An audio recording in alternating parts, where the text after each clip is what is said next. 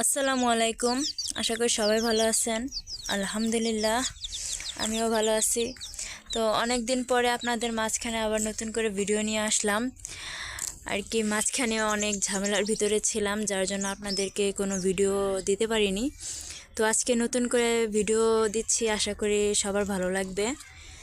তো এখানে যেখানে আর কি আমরা মরিচের টাল করছিলাম, দেখেন সবগুলা গাছ মরে গেছে।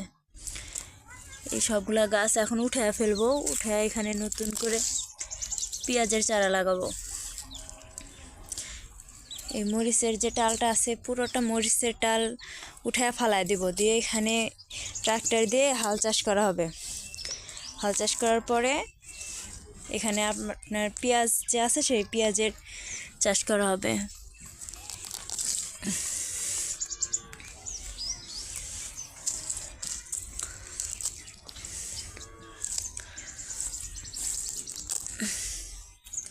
আর কি আমরা যে মরিচ গাছগুলো লাগাইছিলাম তখন এখানে হাল চাষ করা হয় নাই আর কি, এমনি আর কি লাগানো হয়েছিল, যার কারণে এবার মরিচের গাছ সেরকম ফলন ভালো হয় নাই।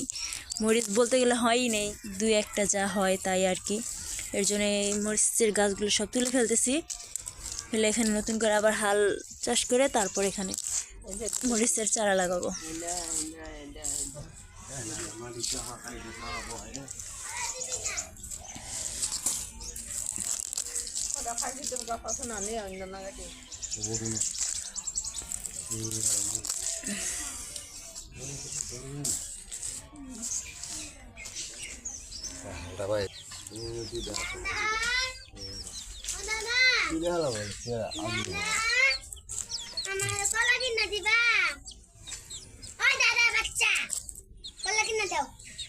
এগুলো হচ্ছে আমাদের মুরগির বাচ্চা। তো 11টা মুরগির ডিম থেকে আর কি 11টা বাচ্চা ফুটাইছিলাম, সেখান থেকে আপনার সবগুলোই মরে গেছে। এই 3টা বাচ্চাই আছে। এটার যে মা, সে মাটাও মারা গেছে কিছুদিন আগে।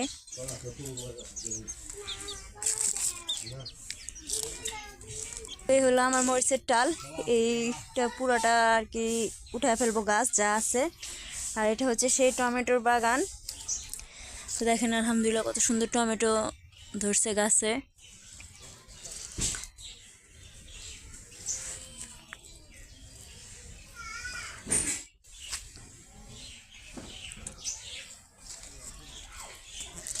আর এই যে এখানে হচ্ছে আমার যে বেগুনের টাল করছিলাম বা বেগুনের ক্ষেত যেটা করছিলাম, সেখানে অর্ধেক বেগুনের গাছ উঠায় ফেলছি, ফেলে এখানে নতুন করে মাটি কাটছি। কারণ আমার যে পাকঘরটা আছে,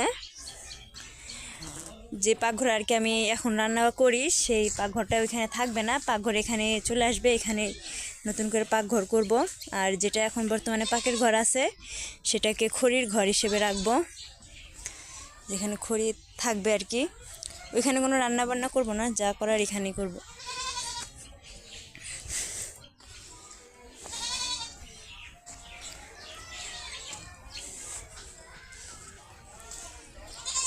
অনেকগুলো গাছ তুলে ফেলছি। আর এটা হচ্ছে আমাদের সেই মূলার ক্ষেত, যে মূলা করছিলাম বা মূলার বিচি যে ফালাইছিলাম, সেই মূলার গাছ। এখানে জাল দিয়ে রাখছি মুরগির কারণে। এই দেখেন মূলা হয়েছে।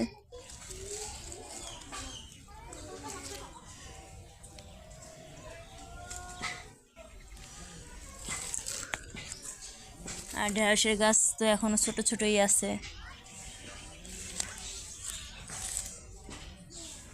তো এখন এখান থেকে যদি দেখাই, দেখেন কত সুন্দর দেখা যাচ্ছে মরিচের মূলার গাছগুলা বা মূলার ক্ষেত যেটা সেটা। এবার আমাদের মরিচ বলেন বেগুন বলেন কোনোটাই সেরকম ভালো ফলন হয় নাই। যে কয়টা বেগুন আছে সব পোকা ধরা। কয়েকটা বেগুন বাড়তি হয়েছে, তুলতে হবে, বড় বড় হয়ে গেছে। এবার বেশি বেগুন ধরে নেই।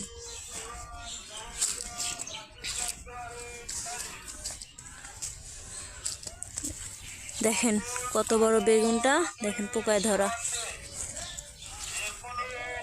দেখেন পোকায় ধরা।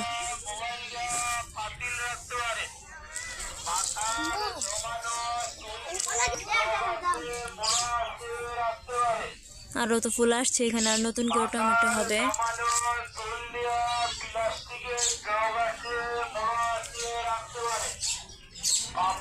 ওইদিকে আম্মা একা একা মরিচের গাছগুলো তুলে ফেলতেছে।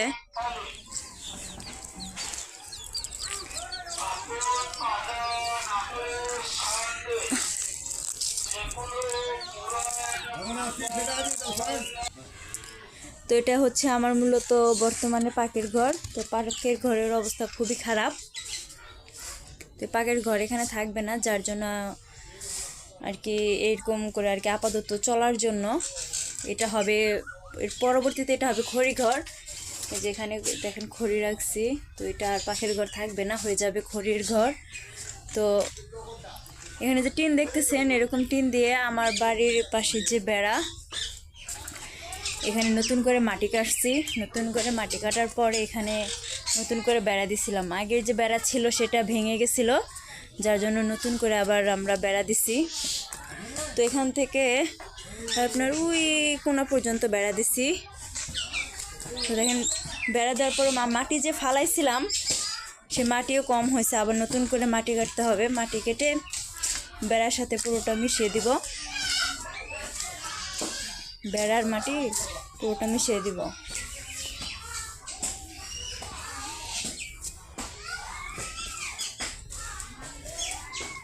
দেখেন বাড়ির যে বাইরের সাইড, এগুলো হচ্ছে নতুন করে মাটি কাটা।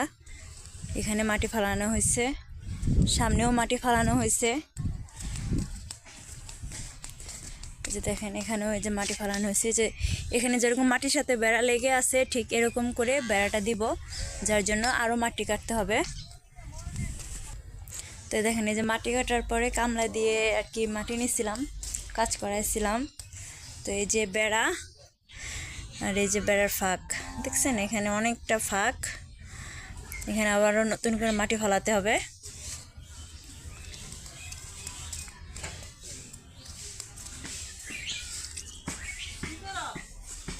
কতটা পরিমাণে ফাঁক দেখেন, কতটা পরিমাণের ফাঁক যে একটা মানুষ এখান দিয়ে ঢুকতে পারবে, এরকম ফাঁক হয়েছে।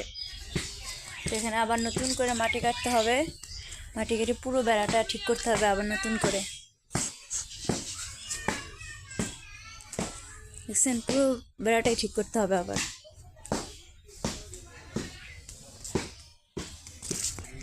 তো ধন্যবাদ সবাইকে আমার ভিডিওটি দেখার জন্য। ভালো থাকেন, সুস্থ থাকেন, আল্লাহ হাফেজ।